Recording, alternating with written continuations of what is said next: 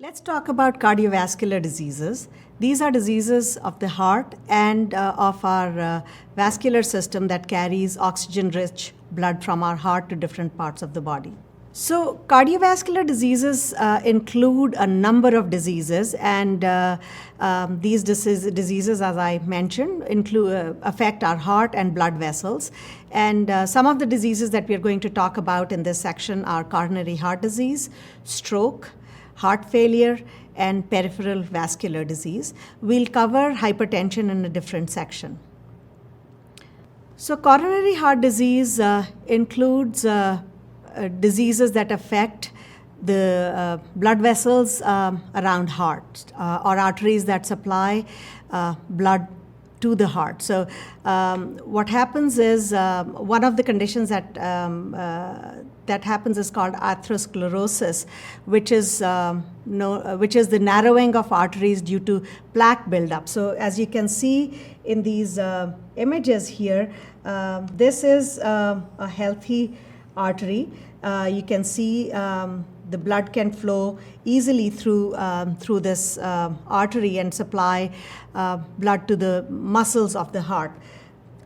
This artery, on the other hand, has this yellow stuff building up on it, which restricts the flow of blood through this blood vessel. And this yellow stuff is called plaque, and it narrows the artery. So you can see here we had the blood had this whole area available to flow through, and in this case there is narrowing of the artery resulting from plaque buildup.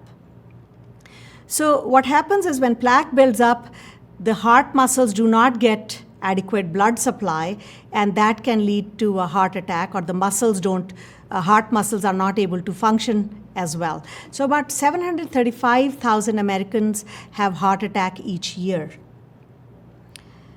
So let's talk a little bit about atherosclerosis, because that is one of the key causes for cardiovascular diseases that we are going to talk about.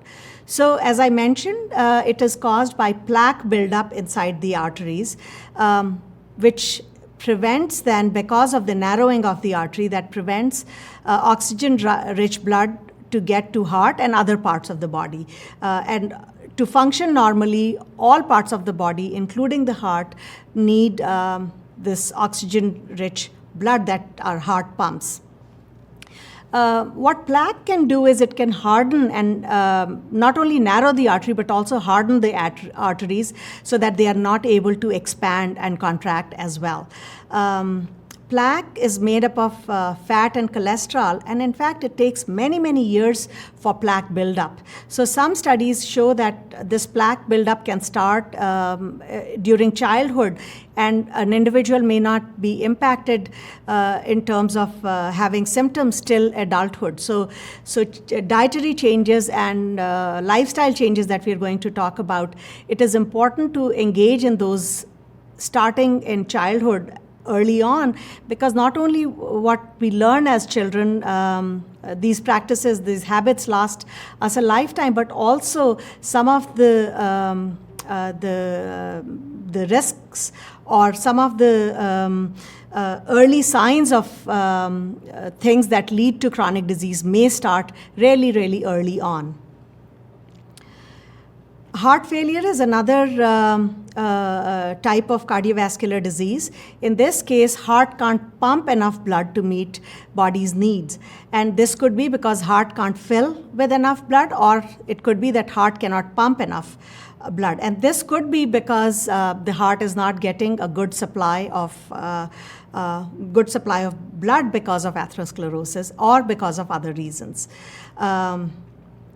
Including, and some of the other reasons may include hypertension and diabetes. About 5.7 million people in the US have heart failure. Heart failure doesn't mean that your heart has failed and is not functioning, but it means that your heart is compromised and is not able to work at its optimum.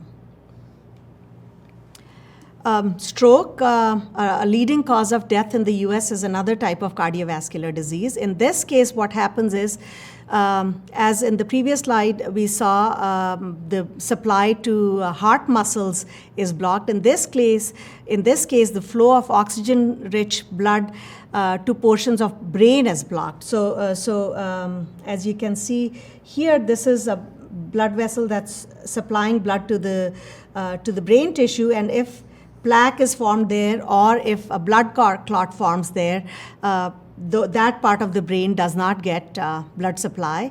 And as a result, it can lead to brain damage. It can also lead to sudden bleeding in certain parts of the brain, and can affect those parts of the brain which may be controlling different activities or different functions that our body undertakes. Peripheral artery disease is another type of cardiovascular disease that we want to bring up. And in this case, the plaque builds up in the arteries that are carrying blood to maybe head, other organs, or limbs. Most often, legs are impacted by peripheral artery disease. And among the initial symptoms that people feel may be pain or numbness in the legs, but later on can lead to more serious consequences.